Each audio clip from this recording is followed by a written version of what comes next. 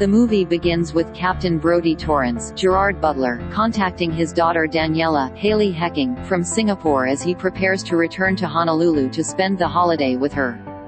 The co-pilot of Trailblazer Airlines Flight 119, Samuel Deli Yosanen, advises Brodie, a former RAF pilot, that they will be flying into a storm as soon as they take off. The chief flight attendant, Bonnie, Daniela Pineda, alerts Brodie that he must see Officer Shellback, Remy Adeli. The officer tells Brodie that they are carrying Louis Gaspar, a murderer and former member of the French Foreign Legion, Mike Coulter. We glimpse other passengers, including youthful social media influencers and a snobby businessman, as the plane prepares to take off. Brodie and Deli converse as they are in the air, with Brodie revealing how his wife went away years previously. The aircraft experiences significant turbulence as it travels through the typhoon over the South China Sea. As the storm worsens, the plane sustains damage, and Brodie sustains a head injury in the ensuing chaos. When the plane starts to crash, a stewardess is killed, and Shellback also perishes from being thrown around. Without communications and radar, Brodie and Deli must maintain control to achieve a safer equilibrium. They need to make an emergency landing because they realize the damage is too great.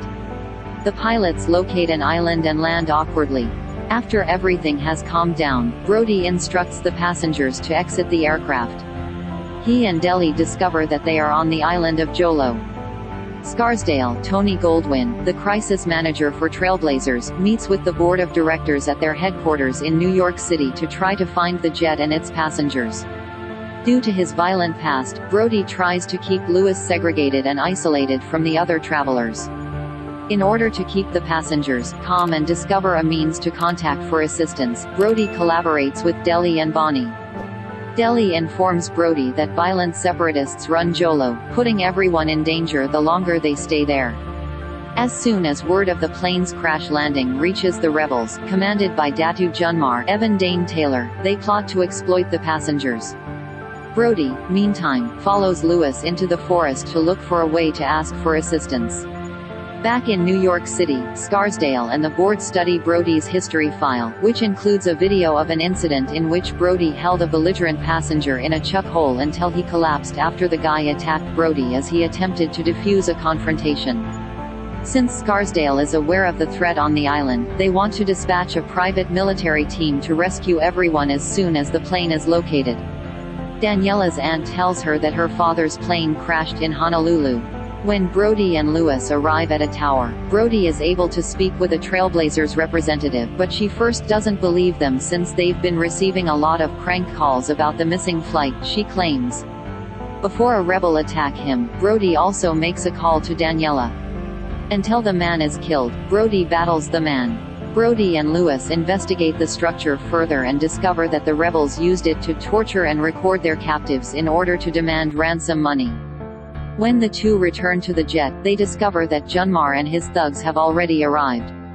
When a Korean woman tries to get away, one of the rebels shoots her. Then her spouse is mercilessly beheaded. While Brodie and Louis hide, the rebels continue to hold everyone else captive.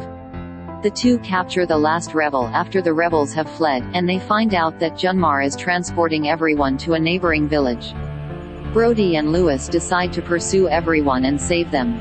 Junmar begins requiring the captives to disclose their identities and countries of origin for their ransom film as the two make their way to the settlement. When the military squad gets to the island, they discover only the dead of Shellback and the stewardess and a letter from Brodie. Nobody is anywhere near the plane. Before finding and liberating the hostages, Brodie and Louis reach the settlement and kill a few more rebels. Brodie remains behind to let people off the bus as everyone boards the vehicle. Junmar and his men thrashed him and were about to put him to death when the military unit arrived and started firing on the rebels. After the conflict, Junmar discovers his brother among the dead, which motivates him to make his struggle against the others more personal.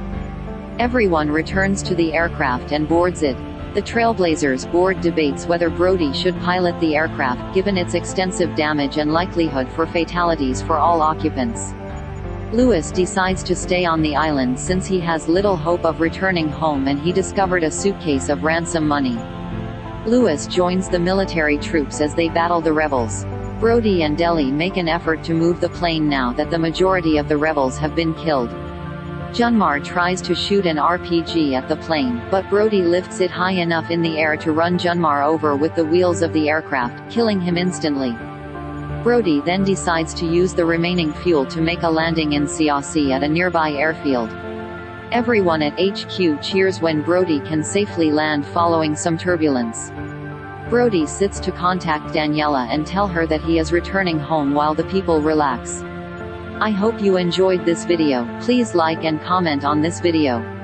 Subscribe for more interesting videos. Thank you.